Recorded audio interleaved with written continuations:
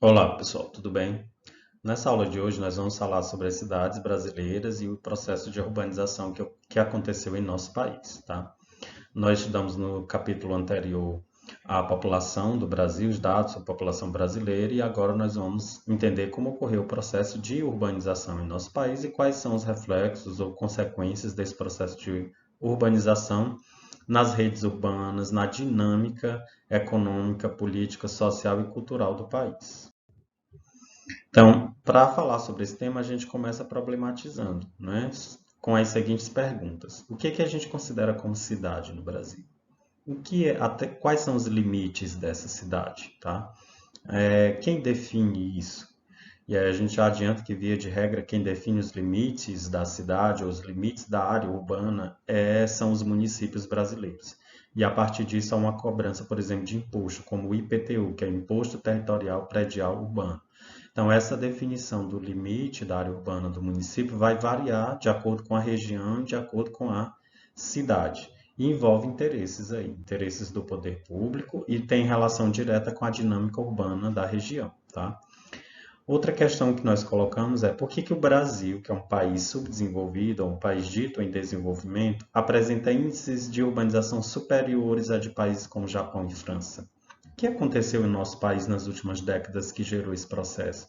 Então, a gente já adianta que esses índices são extremamente elevados porque o processo de transferência, né, da nossa população do meio rural para o meio urbano foi feito de forma brutal, rápida, exagerada. Gerou índices de urbanização que são iguais a de países desenvolvidos ou até mesmo superiores, como está colocado aí na pergunta problematizadora. E a gente vai entender as nuances desse processo nessa videoaula. E outra pergunta que a gente se faz sobre esse tema urbanização é quais são os impactos da criação de um novo município, no município do qual ele é desmembrado e até em relação ao Estado e aos países. A gente sempre diz que não há receita milagrosa para essas questões, né? O almoço vai ter que ser pago por alguém. Quando você desmembra um município, todos os outros municípios do estado perdem e um pouco de todos os outros municípios dos entes federados do país também perdem com essa criação de novos municípios. Então, a receita é a mesma e ela passa a ser dividida por um número maior de municípios. Mas há toda uma discussão em relação à questão da criação desses novos municípios. Essa criação pode ser ruim na questão das despesas, que elas são rateadas por todos, mas pode trazer benefícios para a população local, como a presença de um posto de saúde, de equipamentos públicos, como quadras esportivas, o mercado, né? A escola, a praça. Então, isso vai trazer uma certa qualidade de vida para uma antiga vila, um povoado, um distrito, que passa a ser um município, tá? Mas essa criação de municípios não pode ser aleatória, né? Deve ser feita com base em critérios técnicos. Então, nós vamos discutir esses, entre outros temas, durante as nossas videoaulas sobre urbanização brasileira. E aí a gente começa considerando o que é cidade, né?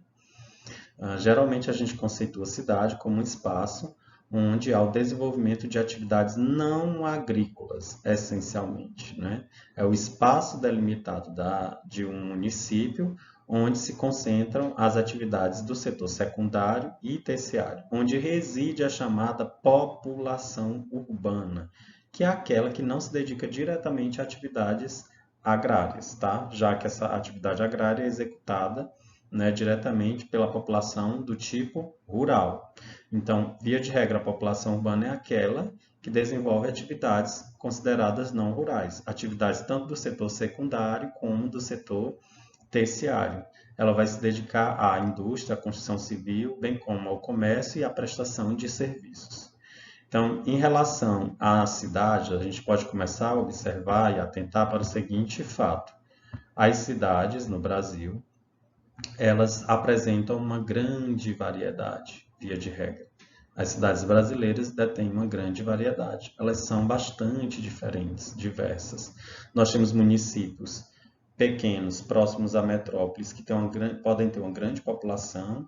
Nós temos municípios afastados, em regiões pioneiras, por exemplo, que apresentem, né, uma fraca população, a presença de pouca população, porque a dinâmica da região não permite, né, não é uma área distante, faz com que não haja grandes fluxos migratórios para essa cidade que é criada, tá? Então, essas cidades refletem uma maior ou menor ocorrência de desigualdades sociais em um país como o Brasil. Se nós pegarmos uma metrópole como Rio de Janeiro e São Paulo, a gente vai perceber que essas desigualdades estão bem presentes na paisagem.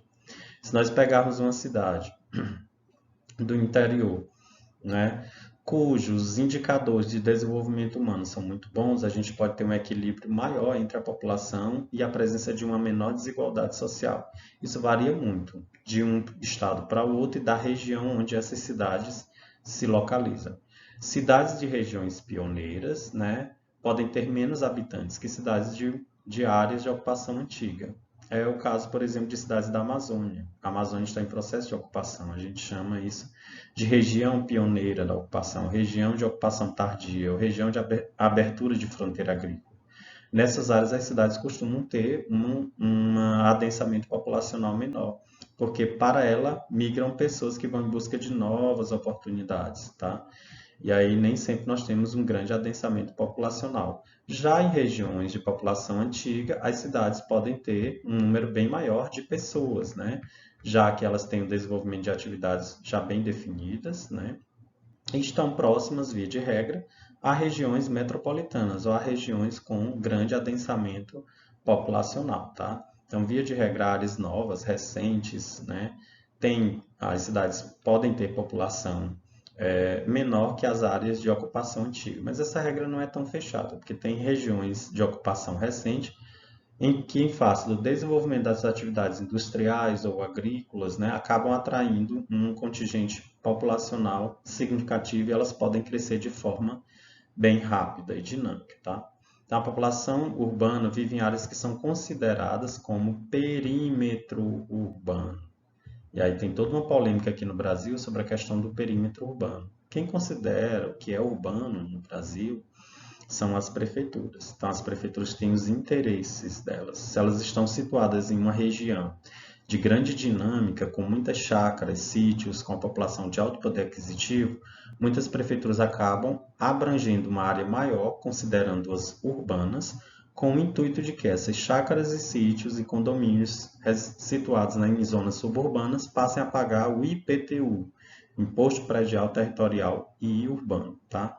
Às vezes também nós temos cidades que têm bairros bem concentrados, né, um próximo do outro, e surgem bairros extremamente distantes, já quase em áreas rurais. Então, nesse caso, as prefeituras também costumam estender as áreas urbanas até essas regiões, né, com o objetivo, né, com a finalidade de arrecadar esses impostos. E também com a possibilidade de levar serviços para essas áreas. Então, existem grandes diferenças no Brasil em relação a taxas de urbanização entre as unidades da federação. Vamos aí a um exemplo. São Paulo, por exemplo, tem taxa de urbanização de mais de 90% de sua população, ao passo que o estado do Maranhão é considerado, por exemplo, o estado mais rural do país, com menos de 60% da sua população urbana, considerada urbana. O Piauí tem aí cerca de 70% da sua população considerada urbana, tá? Esses estados que têm baixo índice de urbanização devem-se à economia fragilizada, né, que reflete ainda uma grande presença de pessoas vivendo de atividades agrícolas, rurais, vivendo em áreas consideradas agrícolas que não realizaram um processo de êxodo rural. Em lugares de grande dinâmica econômica, o campo é mecanizado, expulsando essas pessoas do campo para a cidade. Isso promove um processo de crescimento urbano de forma mais intensa. O histórico da urbanização no Brasil vai refletir as nossas últimas décadas, né? Então, até 1960, a gente aponta que a população brasileira era predominantemente rural, ela vivia no campo, né? O número de filhos por família era muito grande, como a gente viu no capítulo de população. Então, ter muitos filhos significaria ter ajuda nessa lavoura. A população era eminentemente rural, dedicava-se à atividade da agricultura, principalmente a agricultura de subsistência em áreas pobres, como as regiões Norte e Nordeste. O que é que aconteceu a partir né, dos anos 50 até 80, tá? Começou a haver um processo de mudança da população brasileira. Ela passou a deixar de ser rural e se tornou urbana. Isso ocorreu a partir de quê? De fortes processos de migração, tá? Houve um deslocamento muito grande de pessoas de regiões pouco dinâmicas, como Norte e Nordeste, ou ainda do interior, né, das regiões consideradas mais ricas, do interior para as cidades grandes, tá? Isso promoveu muitos problemas, por exemplo, em São Paulo e no Rio de Janeiro, provocando o inchaço das cidades. As cidades no Brasil, como nós tivemos aí 3 décadas de crescimento intenso, ou deslocamento da população, as cidades não tiveram como se preparar para receber um grande contingente populacional, então elas incharam ao invés de crescerem. Na capacidade delas de receber e de promover saneamento básico, ocupação digna, decente, foi menor do que os deslocamentos realizados. Nós tivemos também um quadro de segregação urbana, né? A separação entre pobres e ricos, bem nítida dentro do espaço, segregação espacial e, consequentemente, a cristalização das chamadas desigualdades sociais, das diferenças entre pobres e ricos. Ficou nítido isso dentro do espaço, principalmente com o processo que a gente conhece como favelização, que é muito comum em centros urbanos como o Rio de Janeiro e São Paulo. O que é que a gente tem em termos de urbanização hoje no país? Eu coloquei aqui uma imagem com um mapa que destaca o índice de urbanização por regiões.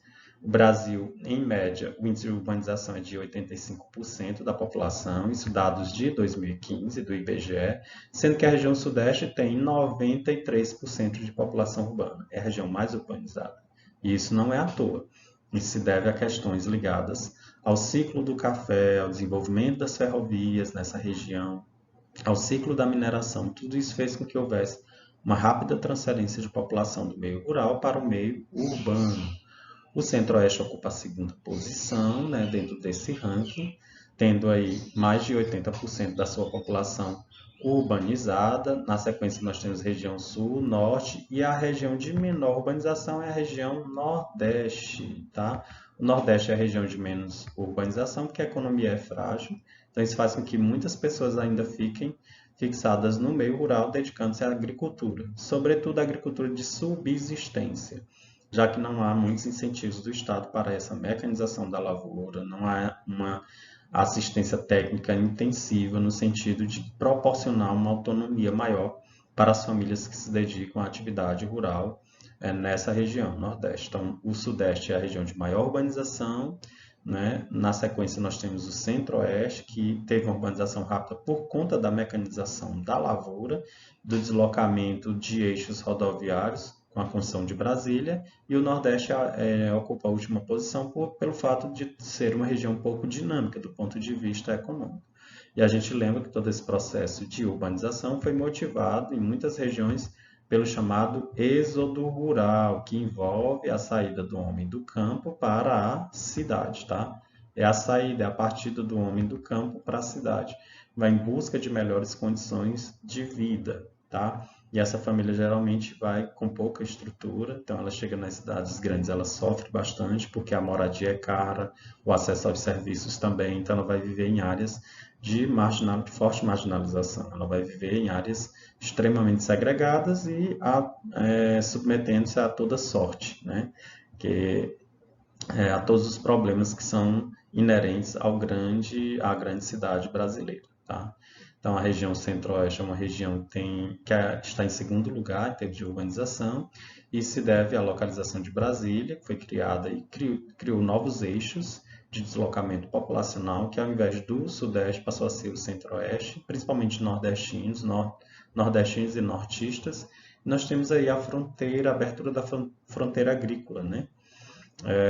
Desenvolvimento de culturas como a soja, algodão e milho nos estados de Mato Grosso, Goiás e Mato Grosso do Sul, que atraiu, né, levas de imigrantes e fez com que a população da zona rural dessas regiões fosse expulsa para as cidades, aumentando aí o índice de urbanização. Grande parte dessa expulsão ocorreu a partir de um processo de grilagem de terras, né?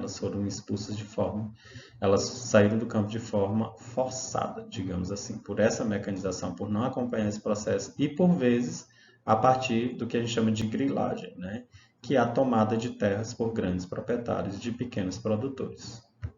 Em termos de rede urbana, né, a nossa rede urbana ela variou muito ao longo do tempo, tá?